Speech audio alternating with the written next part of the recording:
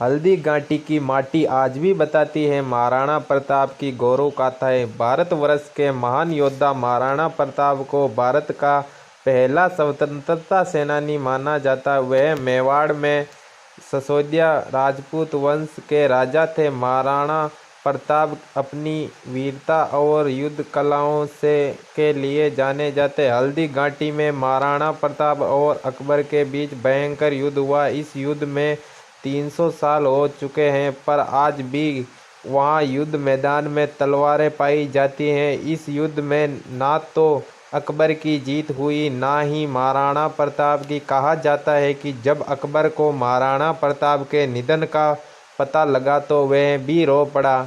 अकबर ने महाराणा प्रताप को प्रस्ताव दिया था कि यदि वह उसके सामने झुक जाता है तो आधा भारत महाराणा प्रताप को हो जाएगा, परंतु जिन्होंने ये प्रस्ताव अस्वीकार कर दिया।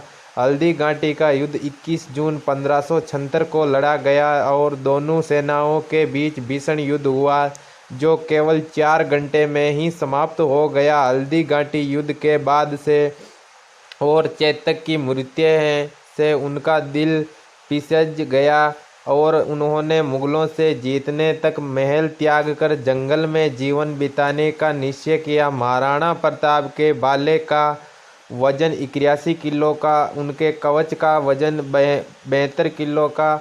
महाराणा प्रताप का भाला ढाल 2 तलवार कवच लेकर युद्ध में जाते थे, जिसका कुल वजन 208 किलो का होता था। इतना भार लेकर युद्ध करना सामान्य पुरुष के लिए संभव नहीं था। युद्ध में महाराणा प्रताप 2 तलवार रखते थे। यदि उनके दुश्मन के पास तलवार नहीं होती थी तो उसे अपनी एक तलवार देते थे, जिसके लिए युद्ध बराबरी हो जाता। महाराणा प्रताप की तरफ उनके सेनापति और सैनिक की बहुत वीर थे।